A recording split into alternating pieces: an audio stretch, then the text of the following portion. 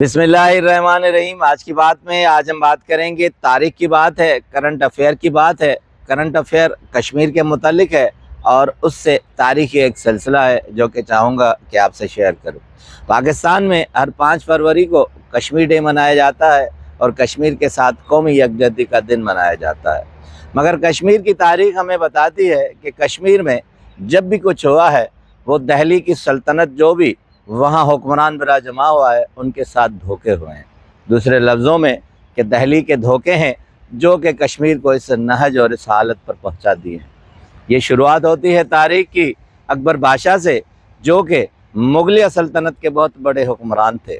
ان کی خواہش تھی کہ جس طرح میں نے اپنی حکومت کو ایکسٹینشن دے دی ہے، جہاں تک دور دور تک میری حکومت ہے، تو سری نگر میں بھی میرے نام کا خطبہ پڑھا جائے۔ تو انہوں نے اس وقت کے راجہ جو تھے یوسف شاہ چک، ان سے بات کی، مگر بات نہیں بنی تو انہوں نے 1853 میں سری نگر پر حملہ کر دیا اور جموں کشمیر کو اپنانے کے لیے، اس پر حکومت کرنے کے لیے اپنی فوج ڈھا دی۔ مقابلہ برابر کا ہوا، نقصان دونوں طرف سے ہوا۔ بارہمولہ میں فوج کو روک دیا گیا اور اکبر کو ذہن میں آیا کہ اب باتوں سے میں ان کو قائل کروں اور مذاکرات ہونے چاہیے، کیونکہ اسے توقع نہیں تھی کہ یوسف شاہ چک اتنی بڑی فوج کے ساتھ اس پر اتنی مزاحمت کرے گا۔ آخر طے پایا گیا کہ دونوں کے ساتھ مذاکرات ہوں گے۔ اکبر بادشاہ نے اسے اپنی طرف بلا لیا اور یوسف شاہ چک کو کہا کہ آؤ ہم بات کریں۔ چونکہ یوسف شاہ چک ایک انصاف پسند حکمران تھا، اپنے خطے کی بہتری چاہتا تھا اور اس کا تعلق گلگت سے تھا، اس کے بڑے گلگت سے سری نگر آئے تھے، مگر ان کی جو زوجہ تھی، بیوی تھی حبہ خاتون، وہ ایک بہت اچھی شاعرہ تھی اور اس کے ساتھ انہیں شاعری میں بلبل کشمیر کا لقب دیا گیا تھا۔ وہ بہت زیرہ خاتون تھی۔ انہوں نے کہا کہ آپ مت جائیے، ابھی تازہ لڑائی ختم ہوئی ہے، اس جنگ کے تک و بیش میں کوئی بھروسہ نہیں، کیونکہ مغلیہ پورے سلطنت سے لے کر ان کے سارے خاندان میں یہ عنصر پایا جاتا ہے کہ وہ اپنوں سے بھی دغا کرتے ہیں، تم سے بھی دغا کریں گے۔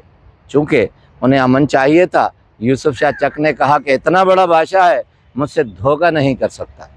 وہ اس کے پاس گئے اور انہوں نے اپنے وزیر اور مشیروں کو لیا، مگر فوج کو نہیں لیا، کیونکہ وہ باتیں کرنے گئے تھے اور ایک دوسرے کی مصلحت چاہتے تھے۔ مگر ہوا یہی کہ اکبر بادشاہ نے فوری اسے گرفتار کر لیا اور اسے قیدی کر دیا۔ 1853 میں یہ جنگ لگی، 2 سال تک اسے قید رکھا گیا۔ مختلف جیلوں میں یوسف شاہ چک کو رکھا گیا۔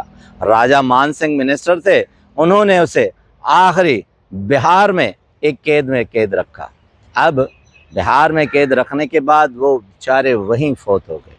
وہاں جب ان کا انتقال ہوا تو ہونا یہی چاہیے تھا کہ ان کی میت یا تو گلگت آبائی جاتی یا سری نگر جموں کشمیر میں جاتی، مگر وہیں بہار کے ایک گاؤں بسواک میں اسے دفنایا گیا۔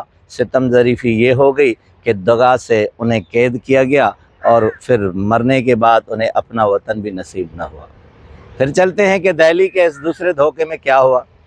اکبر بادشاہ کی حکومت ختم ہو گئی اور سکھوں نے جموں کشمیر پر قبضہ کر لیا اور سکھوں کی حکومت ہو گئی۔ مگر جب انگریز اس خطے میں آئے تو پھر انگریزوں نے یہ خطہ سکھوں سے زبردستی چھین کر اسے راجہ گلاب سنگھ کو دے دیا، جو کہ باقاعدہ باضابطہ طور پر راجہ گلاب سنگھ پہلا حکمران کہلایا کشمیر کا۔ راجہ گلاب سنگھ کی یہ حکومت جب چل رہی تھی تو 1846 سے بعد جب انگریزوں نے مکمل طور پر یہاں دیکھا کہ ہمارے پاؤں لڑکھڑا رہے ہیں، تو ان کا آخری گورنر لارڈ ماؤنٹ باٹن، جو کہ انہوں نے چاہا کہ اب راجہ گلاب سنگھ سے یہ سلطنت چھینی جائے، مگر چونکہ ان کے پاؤں کمزور ہو چکے تھے تو انہوں نے سازش کی۔ جیسے ہی پارٹیشن کا وجود آیا تو انہوں نے مختلف خطوں کا بٹوارہ اس طرح کیا کہ کچھ پاکستان کے حصے انڈیا میں، کچھ انڈیا کے حصے پاکستان میں دے کر دونوں کو آپس میں لڑا دیا۔ اب چونکہ پارٹیشن ہو چکا تھا، 1947 کے بعد راجہ گلاب سنگھ بھی کمزور پڑتے جا رہے تھے، تو نہرو وزیر اعظم تھے۔ اب نہرو نے کیا کیا کہ جب جنگ ہوئی، پاکستان کا بھی پلہ بھاری ہونے لگا اور راجہ گلاب سنگھ سے جب سلطنت چھوٹنے لگی تو انہوں نے نہرو نے جا کے UN سے کہا کہ جنگ بندی کی جائے اور UN سے مطالبہ کیا کہ آپ پاکستان کو روکے حملہ نہ کریں۔